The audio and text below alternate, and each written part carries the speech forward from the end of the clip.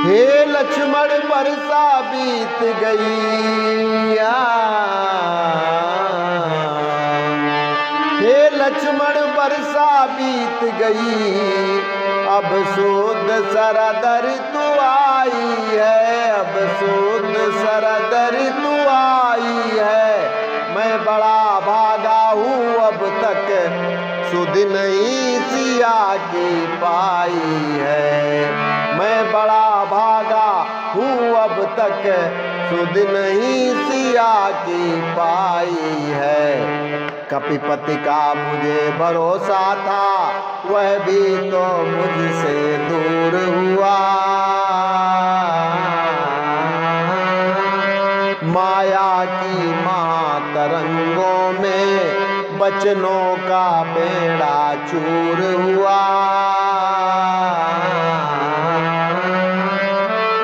भाई है सच्ची बात यही, भाई है सच्ची बात यही, पदवी सब कुछ कर सकती है, सुग्रीव नहीं दोषी इसमें, यह सब दौलत की खूबी है।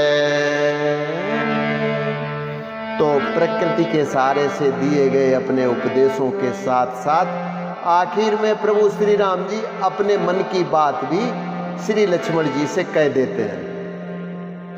वे कहते हैं कि देखो भैया, वर्षा ऋतु समाप्त हो गई और अब सर्दियों का मौसम भी आने वाला है, लेकिन तुम्हारी सीता माता की अभी तक कोई खबर अतर नहीं मिली, और यह एक नेक काम सुग्रीव को भी सौंपा था, लेकिन वह राजपाट पाकर अपने अभिमान में सब कुछ भूल बैठा।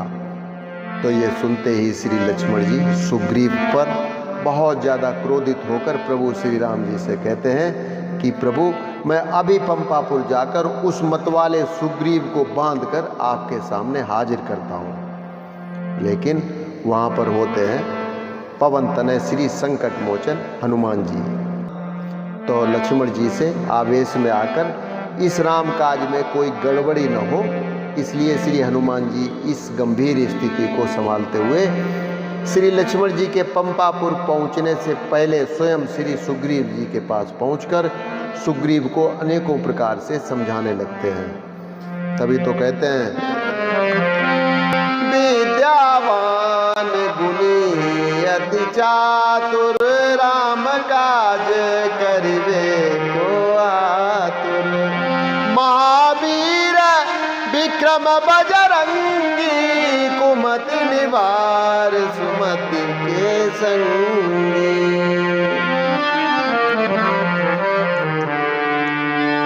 जब तक मनुष्य कंगाल रहे, प्रभु श्री राम जी कहते हैं श्री लक्ष्मण जी से, जब तक मनुष्य कंगाल रहे तब तक उत्पात नहीं करता, तब तक उत्पात नहीं करता।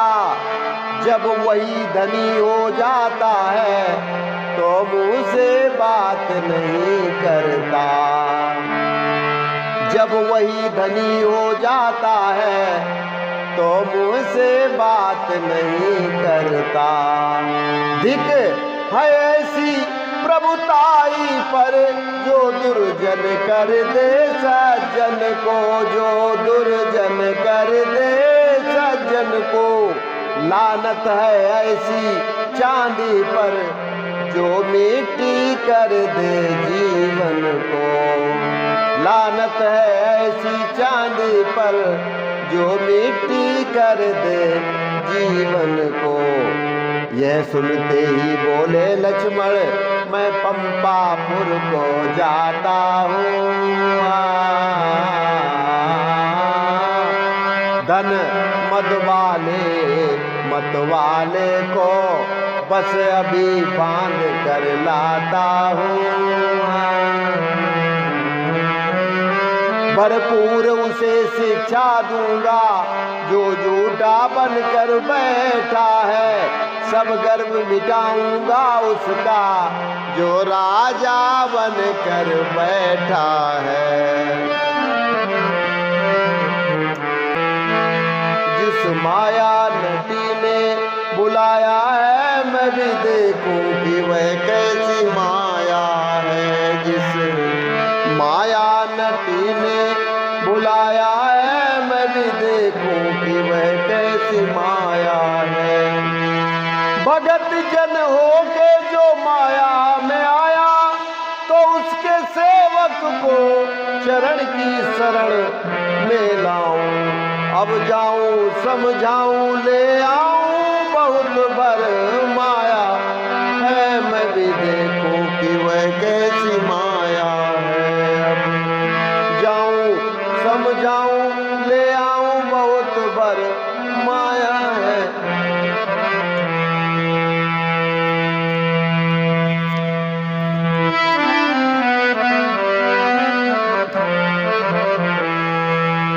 जिस माया नटी ने बुलाया न न न न न न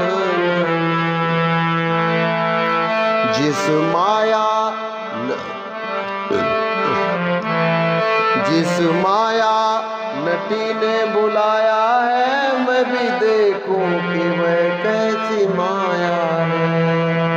मैं भी देखूं कि वह कैसी माया है। भगत जन हो के जो माया में आया तो उसके सेवक को चरण की शरण में लाऊं। अब जाऊं समझाऊं ले आऊं बहुत भर माया है। अब जाऊं समझाऊं ले आऊं बहुत भर माया है। जिस माया नटी ने बुलाया है मैं भी देखूं कि वह कैसी माया है।